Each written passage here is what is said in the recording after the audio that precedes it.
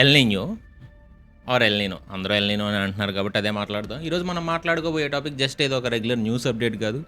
ఇది మన ఫ్యామిలీస్, మన జాబ్స్, మన ఫ్యూచర్ని డైరెక్ట్గా ఇంపాక్ట్ చేయకపోతున్న ఒక అర్జెంట్ అలర్ట్.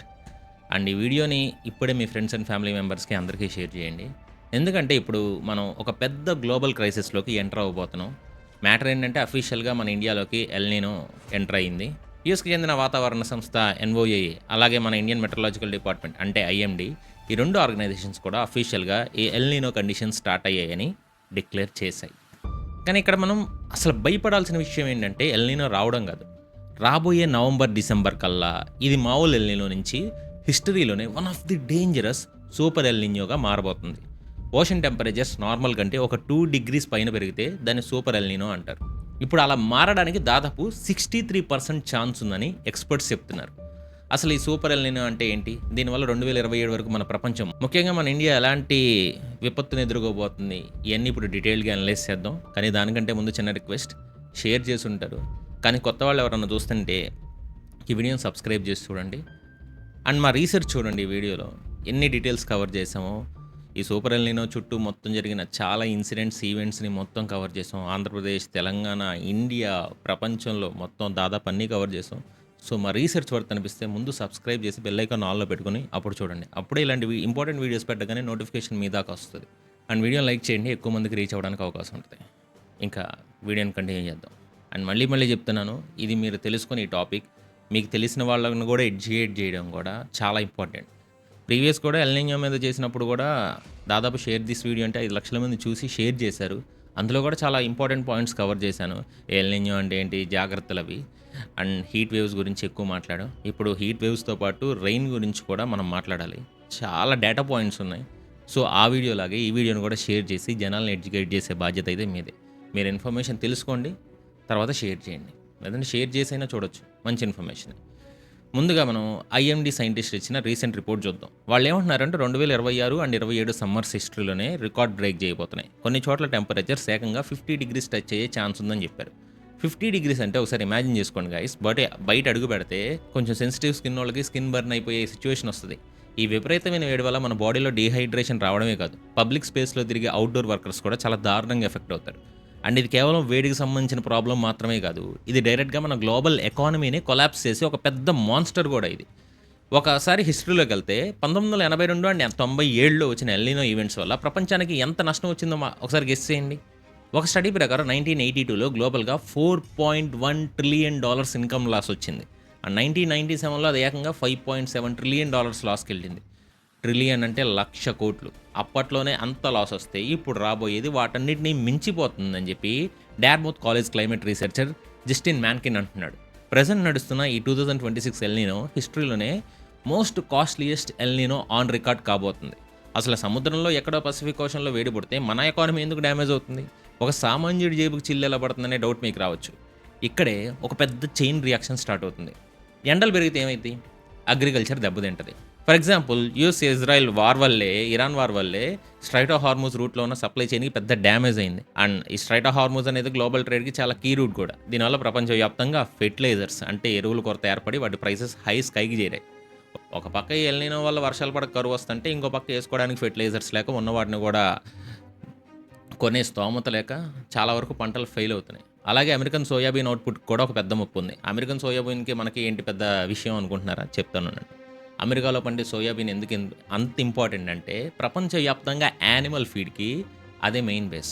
అది దెబ్బతింటే పౌల్ట్రీ ఫార్మ్స్లో కోళ్ళకి అండ్ క్యాటిల్కి మేత దొరకదు. అప్పుడు ఆటోమేటిక్గా చికెన్, మీట్, ఎగ్స్ లాంటి ప్రతి ఫుడ్ కేటగిరీ ప్రైస్ బీభత్సంగా పెరుగుద్ది. ఇంకో పక్క థాయిలాండ్ అండ్ ఇండోనేషియా లాంటి ఏషియన్ కంట్రీస్లో cocoa trees, palm oil trees ఎండలకి పాడైపోతున్నాయో, ఎలా పాడవుతున్నాయో మనం కూడా చూస్తున్నాం. ఇండోనేషియాలో ఏకంగా 6 లక్షల టన్నుల కోకో పండుతుంది. కానీ ఇప్పుడు ఆ చెట్లు ఫంగల్ ఇన్ఫెక్షన్స్ అండ్ ఎండల బారిన పడి పాడవుతున్నాయి. అండ్ దీనివల్ల గ్లోబల్ మార్కెట్లో chocolates, cooking oil and basic నీడ్స్కి సంబంధించిన ప్రొడక్ట్ రేట్స్ విపరీతంగా పెరిగిపోయి ఇన్ఫ్లేషన్ ఎక్కువ గెలిపోతుంది. ఇలాంటి వాటి మీద రేటింగ్ ఇచ్చే ఫేమస్ ఆర్గనైజేషన్ ఒకటి ఉంది, ఫిచ్ రేటింగ్స్ అని. వాళ్ళు కూడా ఇదే విషయాన్ని వార్న్ చేస్తా గ్లోబల్గా సస్టైన్ షార్టేజెస్ రాబోతున్నాయని అలర్ట్ ఇచ్చేశారు. ఇప్పుడు మన ఇండియా విషయానికి వద్దాం. మన ఇండియా ఎకానమీకి అగ్రికల్చర్ అనేది బ్యాక్ బోన్.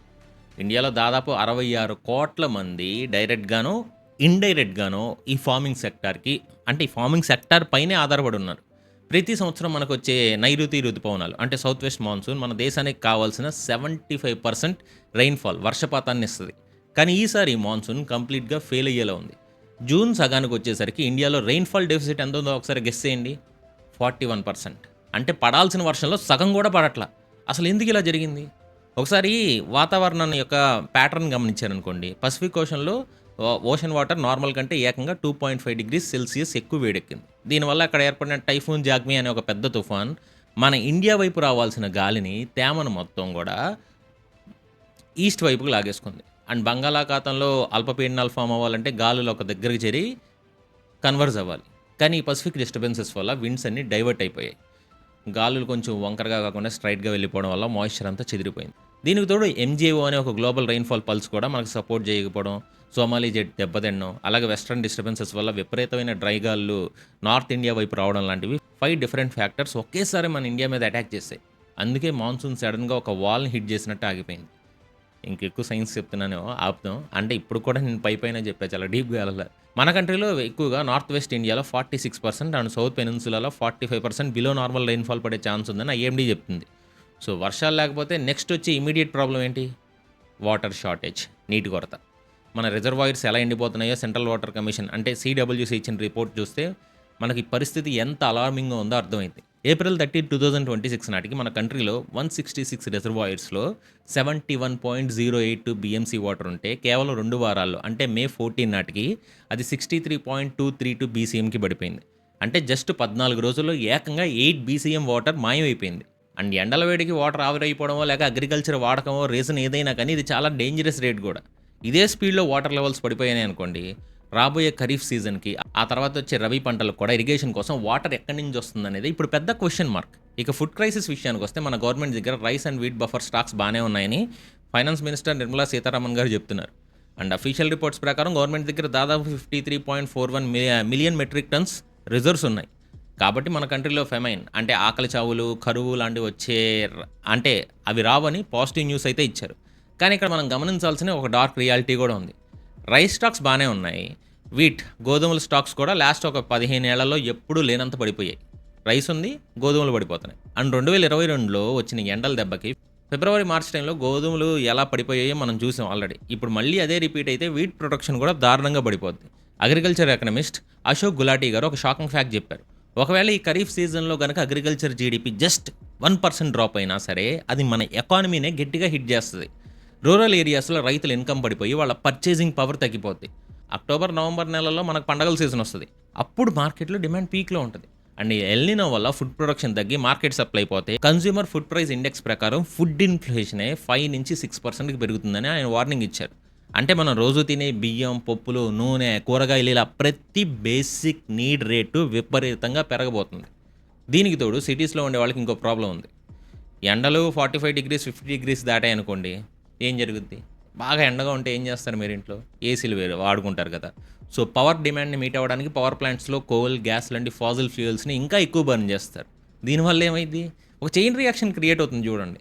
దీనివల్ల మళ్ళీ కార్బన్ ఎమిషన్స్ పెరిగి గ్లోబల్ వార్మింగ్ ఇంకా ఎక్కువయ్యి ఇదొక విషవలయంలాగా కంటిన్యూ అవుతూనే ఉంటుంది. అండ్ ఏషియాలో చాలా సిటీస్లో కూడా పబ్లిక్ కోసం స్పెషల్ కూల్ రూమ్స్ ఏర్పాటు చేస్తున్నారంటే సిచ్యువేషన్ ఎంత చేజారిపోయిందో అర్థం చేసుకోండి. అండ్ ఇదంతా ఒక ఎత్తు అయితే ఏషియాలో ఫుడ్ ఎక్స్పోర్ట్స్ని బ్యాన్ చేసే ఛాన్స్ కూడా ఉందని ఎక్స్పర్ట్స్ చెప్తున్నారు. ఒకవేళ వర్షాలు పడక ఇండియాలో ఫుడ్ షార్టేజ్ వచ్చిందనుకోండి, ముందుగా మన దేశం ఏం చేస్తుంది? రైస్ అండ్ వీట్ ఎక్స్పోర్ట్స్ని ఆపేస్తుంది. ఇండియా లాంటి లార్జెస్ట్ ఎక్స్పోర్టర్ సడన్గా ఎక్స్పోర్ట్స్ బ్యాన్ చేస్తే గ్లోబల్ ఫుడ్ మార్కెట్లో ఒక పెద్ద భూకంపం వచ్చినట్టే. అండ్ ఇప్పటివరకు మనం గ్లోబల్ అండ్ నేషనల్ లెవెల్లో ఎల్నినో ఎఫెక్ట్ ఎంత భయంకరంగా ఉంటుందో చూసాం. మరి మన సొంత రాష్ట్రాలైన ఆంధ్రప్రదేశ్ అండ్ తెలంగాణలో గ్రౌండ్ రియాలిటీ ఎలా ఉంది? మన రైతులు, మన మార్కెట్లు ఈ ప్రాబ్లమ్ని ఎలా ఫేస్ చేయబోతున్నాయి? ఇవి కూడా మనం మాట్లాడుకోవాలి కదా. ఎందుకంటే ప్రపంచం గురించి ఇండియా గురించి ఇప్పుడు తెలుగు రాష్ట్రాల గురించి మాట్లాడతాం. Andhra Pradesh and Telangana ground reality చూద్దాం. ముందుగా మన తెలంగాణ స్టేట్ విషయానికి వస్తే ప్రెజెంట్ సిచ్యువేషన్ నిజంగానే చాలా కొంచెం టెన్షన్గానే ఉంది. జూన్ నెల సగం దాటిపోయినా కూడా స్టేట్లో ఇంకా 23% రెయిన్ఫాల్ డెఫిసిట్ నడుస్తుంది. అండ్ అఫీషియల్ రిపోర్ట్స్ ప్రకారం తెలంగాణలో ఉన్న మొత్తం 33 జిల్లాల్లో ఏకంగా 27 జిల్లాల్లో వర్షాలు లేక ఈ ఫెమైన్ ఛాయలు కూడా కొన్ని ఉన్నాయి. రాదులేండి. నార్మల్గా చూసుకుంటే ఈ పాటికి మాన్సూన్ స్టేట్ మొత్తాన్ని కవర్ చేసి సెంట్రల్ ఇండియా వైపు స్వీప్ చేసుకుంటూ వెళ్ళాలి. కానీ ఎంతో స్పీడ్గా వచ్చిన ఈ ఋతుపవనాలు కేవలం సగం తెలంగాణను మాత్రమే కవర్ చేసి సడన్గా అక్కడే స్టక్ అయిపోయాయి. అండ్ గతంలో వచ్చిన ఎల్‌నినో సంవత్సరాలతో కంపేర్ చేసుకుంటే ఈ సంవత్సరం సిట్యుయేషన్ ఇంకా ఎంత భయంకరంగా ఉందంటే ఒక హిస్టారికల్ డేటా ఉంది. అది కూడా చూడండి. ఫర్ ఎగ్జాంపుల్ 2015లో హిస్టరీలోనే one of the strongest El Nino event record అయింది. అయినా సరే ఆ ఇయర్ జూన్‌లో వర్షాలు మన ఇండియాలో ఏకంగా 14% అబోవ్ నార్మల్ పడ్డాయి. ఆ తర్వాత 2023లో అంటే రీసెంట్‌గా వచ్చిన ఎల్‌నినో టైంలో కూడా జూన్ వర్షాలు నార్మల్ రేంజ్‌లోనే పడ్డాయి. సో, లోట్ అనేది లేటర్ మంత్స్‌లో వచ్చింది. కానీ 2009 అండ్ ఇంకా 2014 ఇయర్స్‌లో మాత్రమే జూన్ నెలలో వర్షాలు కంప్లీట్‌గా క్రాష్ అయిపోయాయి. ఆ తర్వాత ఆ సంవత్సరాల్లో ఎలాంటి భయంకరమైన కరువు పరిస్థితులొచ్చాయో, రైతులు ఎంతలా సఫర్ అయ్యారో మనందరికీ తెలుసు. ఇప్పుడు 2026లో కూడా సేమ్ అదే. అంటే 2009, 2014లో ట్రాక్‌లోనే మాన్సూన్ ఎళ్తుందని వాతావరణ నిపుణులు సీరియస్ వార్నింగ్ ఇస్తున్నారు. మాన్సూన్ సరిగ్గా లేకపోవడం వల్ల తెలంగాణలో ఎండలు కూడా ఏమాత్రం తగ్గల. అఫీషియల్‌గా రికార్డ్ అయిన టెంపరేచర్ చూస్తే ఆదిలాబాద్‌లో maximum temperature 41.3 degrees Celsius record అయింది. అండ్ ఇది నార్మల్‌గా ఉండాల్సిన దానికంటే 5.5 డిగ్రీస్ ఎక్కువ. అలాగే హన్మకొండలో 40.5 డిగ్రీ సెల్సియస్. ఇంక మన Hyderabad and seasonal normal temperature 34.2 degree Celsius ఉండాల్సింది పోయి ప్రెజెంట్ ఏకంగా 39 డిగ్రీస్‌కి దగ్గర టెంపరేచర్స్ రికార్డ్ అవుతున్నాయి. అండ్ వెదర్ ఎప్పుడు ఎలా మారుతుందో తెలీదు. సడెన్‌గా వర్షం పడుతుంది. సడెన్‌గా ఎండొస్తుంది. ఇదంతా ఎందుకు జరుగుతుందంటే వర్షాలు పడడానికి మెయిన్ రీజన్ అయిన మాన్సూన్స్ త్రో ఇంకా ఫార్మ్ అవ్వలేదు. సెంట్రల్ ఇండియాలో మాన్సూన్ అడ్వాన్స్ అవ్వకపోవడం వల్లే తెలంగాణకి రావాల్సిన సస్టైన్డ్ రెయిన్‌ఫాల్ కంప్లీట్‌గా ఆగింది. దీనివల్ల డ్రై ఎన్విరాన్మెంట్ కంటిన్యూ అవుతుంది. అండ్ ఈ కష్టకాలంలో తెలంగాణ గవర్నమెంట్ కొన్ని స్పెసిఫిక్ కాంటింజెన్సీ ప్లాన్స్‌ని రెడీ చేసింది. అగ్రికల్చర్ ఆఫీస్ గ్రౌండ్ లెవెల్‌లో రైతులకి గట్టిగా ఒకటే అడ్వైస్ చేస్తున్నారు. వరి అంటే ప్యాడీ లాంటి ఎక్కువ వాటర్ అవసరమయ్యే పంటల మీద డిపెండ్ అవ్వకుండా చాలా తక్కువ నీటిలో పండే క్లైమేట్ రెసిలియంట్ క్రాప్స్ వైపు అర్జెంట్‌గా షిఫ్ట్ అవ్వాలని చెప్తున్నారు. అండ్ ఈ పార్ట్‌ని ఎవరైనా ఇక్కడ టైమ్ స్టాంప్ వేసుకొని ఎవరికైనా షేర్ చేయాలంటే ఖచ్చితంగా షేర్ చేయండి. వాళ్ళు స్పెసిఫిక్‌గా రికమెండ్ చేస్తున్న క్రాప్స్ ఏంటంటే పంటలేంటంటే కంది, జొన్న, పెసర, మినుము, సజ్జ, కొర్రలు ఇంకా నువ్వులు. ఈ పంటలు వేసుకోవడం వల్ల తక్కువ వాటర్‌తోనే మంచి రిటర్న్స్ చేసుకునే ఛాన్స్ ఉంది. సో, ఇలాంటి ఎండలను తట్టుకునే పంటల గురించి 2022లోనే పార్లమెంట్‌లో కూడా ఒక చాలా డీప్ డిస్కషన్ జరిగింది. అప్పుడు గవర్నమెంట్ అఫీషియల్‌గా ఇచ్చిన ఆన్సర్స్ ప్రకారం డీబీడబ్ల్యూ 187 అండ్ డీబీడబ్ల్యూ 222 లాంటి హీట్ రెసిస్టెంట్ వీట్ వెరైటీస్ విపరీతమైన వేడిలో కూడా 3.6% నుంచి 5.4% ఎక్స్ట్రా ఈల్డ్ గెయిన్స్ ఇచ్చాయని ప్రూవ్ అయింది. కాబట్టి రైతులు వీలైనంత వరకు ఇలాంటి డ్రాట్ టాలరెంట్ సీడ్స్ వాడడం చాలా అవసరం కూడా. ఇప్పుడు ఆంధ్రప్రదేశ్ గురించి కూడా మాట్లాడుకుందాం. ఇక్కడ పరిస్థితి కూడా కొంచెం మిక్స్డ్‌గానే ఉంది.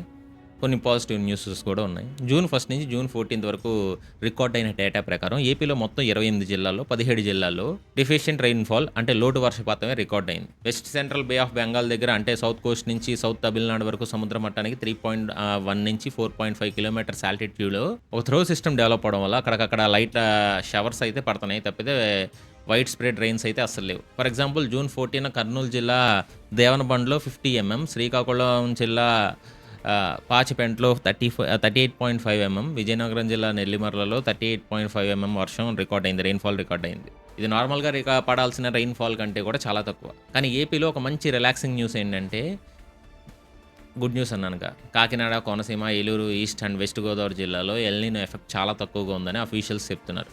దానికి మెయిన్ రీజన్ ఆ జిల్లాలో స్టాండింగ్ క్రాప్స్ అన్నీ గోదావరి కెనాల్ వాటర్‌తోనే ఎక్కువ సాగు చేస్తున్నారు. సో, ఈ కాలువల ద్వారా వాటర్ సప్లై కంటిన్యూగా ఉంటది కాబట్టి ఈ ఖరీఫ్ సీజన్‌కి వాళ్ళకి వాటర్ షార్టేజ్ రాదు. అయితే అసలు ఈ టెన్షన్ అంతా అప్‌లాండ్ ఏరియాస్ అంటే కాలువల ద్వారా నీరు వెళ్ళని మెట్ట ప్రాంతాలుంటాయి కదా! వాళ్ళకుంది. ముఖ్యంగా కాకినాడ జిల్లాలో ఏలేరు రిజర్వాయర్ కిందున్న 55,000 ఎకరాల ఆయకట్ట రైతుల పరిస్థితి కూడా మనం పట్టించుకోవాలి. అండ్ ఈ రిజర్వాయర్‌లో ప్రెజెంట్ 9 టీఎంసీ వాటర్ మాత్రమే ఉంటే అందులో 6 టీఎంసీ వాటర్ డెడ్ స్టోరేజ్‌లో ఉండిపోయిందంట. అంటే ఆ నీటిని బయటికి తీయలేరు. ఇక మిగిలిన 3 టీఎంసీ లైవ్ వాటర్ మాత్రమే వాడుకోవడానికి ఛాన్స్ ఉంది. కానీ ఆ 3 టీఎంసీ వాటర్ ఏకంగా 55,000 ఎకరాలకు అస్సలు సరిపోదు. అందుకే కాకినాడ జిల్లా అగ్రికల్చర్ ఆఫీసర్స్ రైతుల్ని డైరెక్ట్ సోయింగ్ అంటే నేరుగా విత్తనాలు చల్లడం చేయొద్దు. ఒక నెల ఆగి వర్షాలు పడ్డాక నార్లు పోసి నాట్లేసుకోవాలని అలర్ట్ చేస్తున్నారు. అండ్ ఇలాంటి పరిస్థితుల్లో మెట్ట ప్రాంతాలకు రైతులను ఆదుకోవడం కోసం ఏపీ గవర్నమెంట్ కేవలం రూ. 850కి ఒక స్పెషల్ సీడ్ కిట్‌ని కూడా లాంచ్ చేసింది. ఇందులో కూరగాయలు, పెసలు, మినుములు, ఉలవలు లాంటి ఒక 32 రకాల విత్తనాలుంటాయి. ఇవేంటంటే తక్కువ వాటర్‌తోనే కేవలం 45-65 రోజుల్లో దిగుబడి ఇచ్చేస్తాయి. దీనివల్ల రైతులు ఎకరానికి చాలా ఈజీగా ఒక రూ. 10,000 వరకు సంపాదించుకోవచ్చని చెప్తున్నారు. ఒక పక్క ఈస్ట్ గోదావరి జిల్లాలో దాదాపు 96,000 ఎకరాల్లో వరి సాగు చేస్తుంటే వెస్ట్ గోదావరి అగ్రికల్చర్ అధికారులు మాత్రం రైతులకు ఒక స్ట్రిక్ట్ వార్నింగ్ ఇస్తున్నారు. ఎవరో కూడా PR 126 వెరైటీ వరిని ఎయ్యొద్దు. ఒకవేళ ఏసినా రైతు భరోసా కేంద్రాలు వాటిని కొనుగోలు చేయమని క్లియర్‌గా చెప్పేశారు. దాని బదులు స్వర్ణ MTU 1282, MTU 1318 ఇలాంటి రకరకాలు ఏసుకోవాలని కూడా చెప్తున్నారు. అండ్ ఎరువుల బ్లాక్ మార్కెట్‌ని ఆపడానికి క్రాప్‌లో రిజిస్టర్ అయిన రైతులకు అండ్ కౌలు రైతులకు కూడా ఒక సెపరేట్ యాప్ ద్వారా గవర్నమెంట్ ఫెర్టిలైజర్స్ సప్లై చేస్తుంది. ఇక శ్రీకాకుళం అండ్ విజయనగరం జిల్లాలో రైతులు తీసుకుంటున్న యాక్షన్ చూస్తే నిజంగా ఇన్స్పైరింగ్‌గా ఉంది. ఎప్పుడు పాత పద్ధతులే కాకుండా అక్కడ డాక్టర్ రెడ్డి ఫౌండేషన్ వాళ్ళు రన్ చేస్తున్న action for climate and environment ACE program ద్వారా దాదాపు 10 లక్షల ఎకరాల్లో రైతులు కొత్త పద్ధతులు నేర్చుకుంటున్నారు. మధ్య సత్యం, సన్యాసరావు లాంటి నార్మల్ రైతులు కూడా ఈసారి నార్లు పోసి పొలాల్లో నీళ్లు నిలబెట్టి వ్యవసాయం చేసే వాటర్ గజ్లింగ్ పద్ధతిని మానేశారు. దానికి బదులు DSR direct seeded rice and AWD alternate wetting and drying అనే కొన్ని స్పాట్ టెక్నిక్స్ కూడా వాడుతున్నారు. మీకు ఇది ఎందుకు చెప్పాలంటే ఇది ఎంత ఇంపార్టెంటో, ఈ డిఆర్వై డిఎస్ఆర్ పద్ధతి వల్ల ఎకరానికి ఏకంగా 11 నుంచి 12 లక్షల లీటర్ల నీళ్ళే సేవ్ అవుతుంది. 11 నుంచి 12 లక్షల లీటర్ల నీళ్ళు. విత్తనాలు డైరెక్ట్‌గా చల్లడం వల్ల ట్రాన్స్‌ప్లాంటేషన్ కాస్ట్ కూడా సేవ్ అవుతుంది. లేబర్ కాస్ట్ తగ్గుద్ది. లాస్ట్ ఇయర్ ఈ 2 జిల్లాల్లో రైతులు ఇలాంటి పద్ధతులు వాడి ఏకంగా 3,000 కోట్ల లీటర్ల నీటిని సేవ్ చేశారు. అలాగే ఎన్విరాన్మెంట్‌కి మేలు చేస్తా 50,000 టన్స్ కార్బన్ డయాక్సైడ్ వేస్టేజ్‌ని కూడా తగ్గించినట్టే. అండ్ జనవరి 2025లో లాంచ్ చేసిన స్పెషల్ ల్యాబ్ ద్వారా 5,000 సాయిల్ హెల్త్ టెస్ట్ కార్డ్స్ ఇచ్చి నేలలో ఆర్గానిక్ కార్బన్ తగ్గిపోయింది, జింక్, సల్ఫర్ లోపాలు ఉన్నాయని ఐడెంటిఫై చేసి కరెక్ట్ న్యూట్రియంట్స్ అందేలా చేశారు. ఇది ప్రతి జిల్లా రైతులు నేర్చుకోవాల్సిన బెస్ట్ మోడల్. అండ్ ఈ పార్ట్ కూడా ఎవరికైనా ఇంపార్టెంట్ అంటే షేర్ చేయండి, లేదంటే కట్ చేసి ఎవరైనా రీల్స్ కూడా అప్లోడ్ చేసుకోండి. ఒకవేళ రూరల్ ఏరియాస్లో వర్షాలు పడక అగ్రికల్చర్ దెబ్బతింటే ముందుగా రైతుల చేతుల్లో డబ్బులు ఉండవు. అప్పుడు ఆటోమేటిక్గా వాళ్ళు ట్రాక్టర్లు కొనడం ఆపేస్తారు. 2 వీలర్స్ కొందరు, బట్టలు, కాస్మోటిక్స్ లాంటి ఎఫ్ఎంసీజీ కొనడం కూడా తగ్గిస్తారు. దీనివల్ల రూరల్ డిమాండ్ కంప్లీట్గా పడిపోతుంది. ఎప్పుడైతే గ్రామాల్లో డిమాండ్ పడిపోతుందో సిటీలో ఉండే automobiles, manufacturing, banking sector company sales కూడా దారుణంగా పడిపోతాయి. సేల్స్ లేనప్పుడు వాటి షేర్ వాల్యూస్ కూడా మార్కెట్లో క్రాష్ అవుతాయి. మన స్టాక్ మార్కెట్లో వచ్చే ఫారెన్ ఇన్వెస్ట్మెంట్స్ని అట్రాక్ట్ చేయడానికి గవర్నమెంట్ ఫారెన్ డెట్ పైన ట్యాక్స్లు క్యాన్సిల్ చేయడం లాంటి పాజిటివ్ డెసిషన్స్ తీసుకున్నా సరే, గ్లోబల్ ఆయిల్ ప్రైసెస్ పెరగడం, రూపీ వాల్యూ పడిపోవడం ఓవరాల్గా మార్కెట్ సెంటిమెంట్ని ఎప్పుడూ నెగిటివ్గానే ఉంటుంది. సో ఒక రైతు పొలంలో పండే పంటకి మీరు సిటీలో కూర్చుకునే ఒక షేర్ వాల్యూకి చాలా దగ్గర రిలేషన్ ఉంది. ఈ పాయింట్ మనం అర్థం చేసుకోవాలి. ఇక ఈ నెగిటివ్ న్యూస్ అంతా పక్కన పెడితే మనం ఊపిరి పీల్చుకోవాల్సిన ఇంకో పాజిటివ్ పాయింట్ ఏంటంటే, మన దేశం పాతకాలంలాగా ఎటువంటి ప్రొటెక్షన్ లేకుండా లేదు. అండ్ 2010 టైంలో మన దేశంలో ఇరిగేషన్ అంటే కాలువలు, బోర్లు లాంటి సాగునీటి వసతి ఉన్న భూమి కేవలం 40% ఉంటే ఇప్పుడు అది 55% ఉంది. Better and strong buffer stocks ఉన్నాయి. దీనికి తోడు మన ఇండియన్ ఓషన్ డైపోల్ అంటే ఐఓడి మాన్సూన్ సెకండ్ హాఫ్లో పాజిటివ్గా మారే ఛాన్స్ ఉందని వెదర్ రిపోర్ట్స్ కూడా కొన్ని చెప్తున్నాయి. సో ఈ పాజిటివ్ ఐఓడి కనుక డెవలప్ అయితే అది ఎల్నినో ఎఫెక్ట్ని చాలా వరకు బ్యాలెన్స్ చేసి మనకు వర్షాలు పడేలా చేయొచ్చు. ఏదేమైనా మనం ప్యానిక్ అవ్వాలి, అలానే ఎక్కువ ప్యానిక్ అవ్వాల్సిన అవసరం కూడా లేదు. అలర్ట్‌గా ఉండాలనుకోండి. అంటే ఎలా చెప్పాలి? రాబోయే రోజుల్లో ఖచ్చితంగా ప్రిపేర్డ్‌గా ఉండాలి. Preparedness rather than panic. ఇదే ఇప్పుడు మనం ముందున్న ఒకే ఒక సొల్యూషన్. సో రోజువారీ లైఫ్‌లో నీటిని వేస్ట్ చేయడం కంప్లీట్‌గా ఆపాలి. అండ్ భూగర్భ జలాలను పెంచేలా ప్రతి ఇంట్లో కుదిరితే ఇంకుడు గుంతలు ఏర్పాటు చేసుకోండి. ఇదేం రూల్ ఏం కాదు. బట్ చేసే ఛాన్స్ ఉంటే చేయండి. ప్లాంటేషన్ అంటే చెట్లు నాటడం అనేది కేవలం సోషల్ మీడియాలో ఫోటోలు పెట్టుకోవడానికి కాకుండా చాలా సీరియస్ రెస్పాన్సిబిలిటీ లాగా ఫీల్ అయ్యి చేయాలి. అడవుల పెంపకం వల్ల లోకల్ టెంపరేచర్స్ కంట్రోల్ అయ్యి ఎల్నినో ఎఫెక్ట్ కూడా తగ్గుతుందని సైంటిస్టులు చాలాసార్లు చెప్పారు.